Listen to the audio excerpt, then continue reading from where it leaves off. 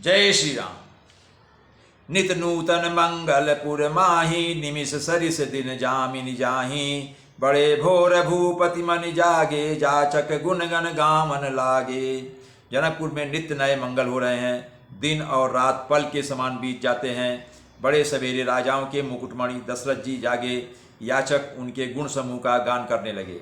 देखि कुंवर बर बधुन समेता, किमि कहि जात मोदु मन जेता। प्रात क्रिया करिगे गुरु पाही, महाप्रमोदु प्रेम मन माही। चारों कुमारों को सुंदर वधुओं सहित देखकर उनके मन में जितना आनंद है वह किस प्रकार कहा जा सकता है। वे प्रातः क्रिया करके गुरु वशिष्ठ जी के पास गए। उनके मन में महान आनंद और प्रेम भरा है। कर प्रणाम पूजा कर जोरी, गोरे बोले गिराय में जन बोरी। तुम्हारी कृपा सुनऊ मुनि राजा, भयऊ आज मैं पूरन काजा। राजा प्रणाम और पूजन करके फिर हाथ जोड़कर मानो अमृत में डुबोई हुई वाणी बोले, हे मुनिराज सुनिए, आपकी कृपा से आज मैं पूर्ण काम हो गया, अर्थात मेरे सभी कार्य सभी मनोरथ पूर्ण हो गए। अब सब विप्र बुलाई गोसाई, देहु धेनु सब भांति बनाई। सुनि गुरु करि महिपाल बड़ाई, पुनि पठिए मुनि वृंद बुलाई। हे स्वामिन, अब सब ब्राह्मणों को बुलाकर उनको सब तरह गहनों कपड़ों से सजी हुई गायें दीजिए। यह सुनकर गुरुजी ने राजा की बड़ाई करके फिर मुनिगणों को बुलवा भेजा। वामदेव अरुदेव ऋषि, वाल्मीकि जाबालि आए। मुनिवर निकर तब कौशिकादि तपसालि।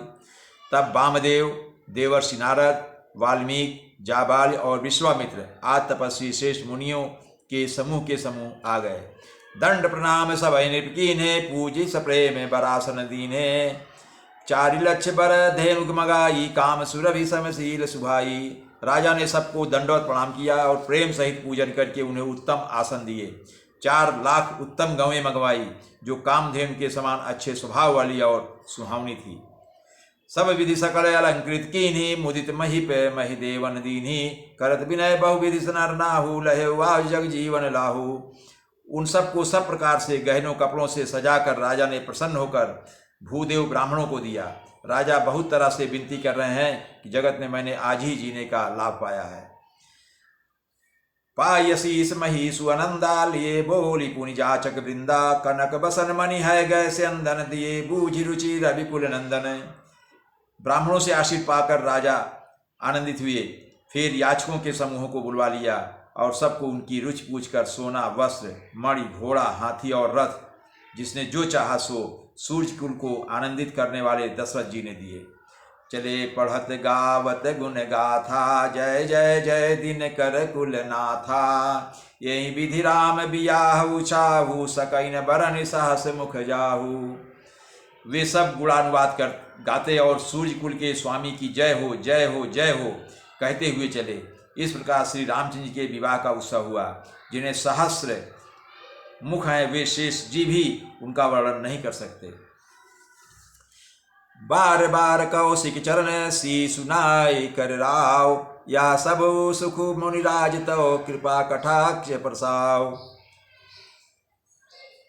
बार बार विश्वामित्र जी के चरणों में सिर नवाकर राजा कहते हैं, हे मुनिराज, यह सब सुख आपके ही कृपा कटाक्ष का ही प्रसाद है। जनक स्नेहु शील कर तूति, नृप सब भांति सराह विभूति। दिन उठी विदाय अवधपति मांगा, राखाई जनक सहित अनुरागा। राजा दशरथ जी जनक के स्नेह, शील, करनी और ऐश्वर्य की सब प्रकार से सराहना करते हैं। सवेरे उठकर अयोध्या नरेश विदा मांगते हैं, पर जनक जी उन्हें प्रेम से रख लेते हैं। कहते कि अभी मत जाइए और दिन रहिए। नित नूतन याद अरु अधिकाई, दिन प्रति साहस भांति पहुनाई। नित नव नगर आनंद उचाहू, दशरथ गवन सोहाय न काहू। आदर नित्य नया बढ़ता जाता है।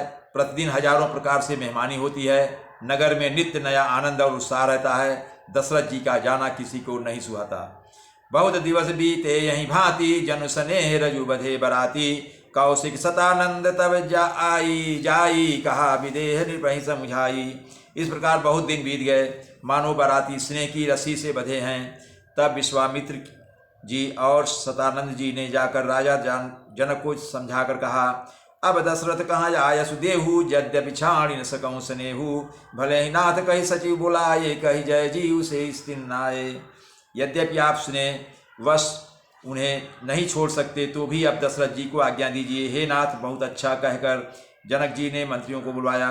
वे आए और जय जीव कहकर उन्होंने मस्तक नवाया। अवधनाथ चाहत चलन भीतर जाओ जनाओ, भय प्रेम बस सचिव सुनी विप्र सभा सदर जा राव। जनक जी ने कहा, अयोध्यानाथ दशरथ जी चलना चाहते हैं, भीतर रजवास में खबर दे दो। यह सुनकर मंत्री, ब्राह्मण, सभासद और राजा जनक भी प्रेम के वशीभूत हो गए। जय श्री राम।